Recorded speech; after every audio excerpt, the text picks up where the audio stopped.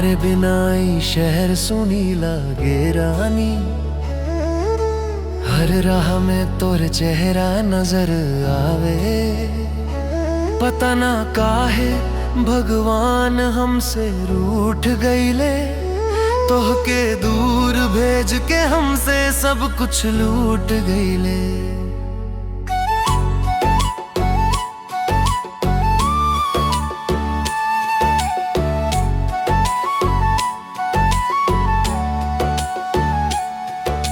सांझ पड़े जब चुप हो जाले गलियन।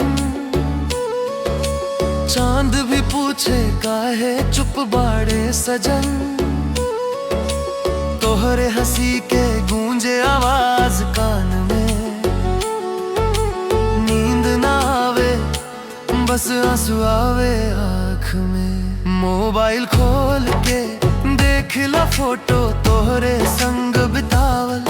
हर एक पल सोचला सब कुछ मिल रहे तोरे साथ। आज सब कुछ होते हुए भी कुछ ना बचला। तोहरे याद सतावे रानी हर पल तड़पावे जान। दिल रोवे चुप चुप के बहावे आँख से पानी जान। तोहरे बिना अधूरा बानी सुना लागे ई जहान। लटरानी एक बेर ना सहाई जुदाई जान। याद बारानी छत पे मिलना। तार गिन गिन के सपना बुनना। तोरे चूड़ी के खन खन आवाज आज भी गूंजे कान में हर रोज। तोरे हाथ में हाथ धर के सपना देखनी सारा जहां घूमे के। आज हाथ में बस खालीपन सपना टूट गईले आंसू बन के। काहे लिखल रहे किस्मत में जुदाई। काहे प्यार के सजा मिल गई। अगर गलती रहल हमार तो भगवान हमके ही सजा दे। तोहरे काहे रुला देली। तोहरे याद सतावे रानी हर पल तड़पावे जान। दिल रोवे चुप चुप के बहावे आँख से पानी जान। तोहरे बिना अधूरा बानी सुना लागे ई जहान। लौटा रानी एक बेर ना सहाई जुदाई जान।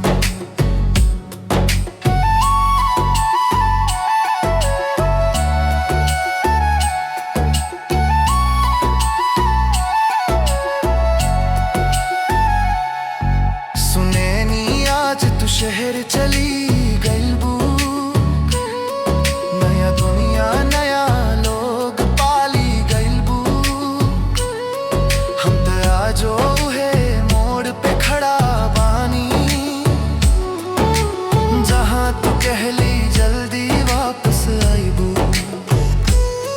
तू तो आगे बढ़ गईबू जिंदगी में। हम आजो पीछे तोहरे इंतजार में। तू खुश रहे बस इतना दुआ बा। हम रो रो के जी लेंगे तोरे प्यार में। अगर मिले कभी राह में हमसे तो अजनबी बन के गुजर जइहा। काहे के अब न ज मिलते ही दिल फिर से टूट जाई संभाल न पाई हा।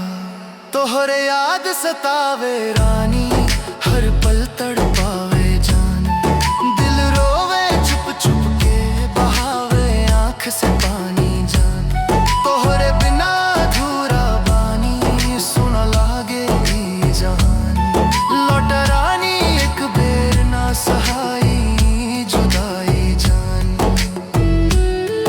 अब समझ गई नी प्यार मतलब साथ रहना जरूरी न होके। किसी के खुश देख के भी खुद टूट जाना भी इश्क होके। तोहरे खुशी में हमार खुशी बा भले हमार आँख भर आई। तू जहाँ रह बस आबाद रह हम तो बस तोरे याद में जिंदा बानी। तोहरे से कुछ ना चाहिए अब रानी। न वादा न मुलाकात न कहानी। बस एक दुआ रोज भगवान से, जहां भी रह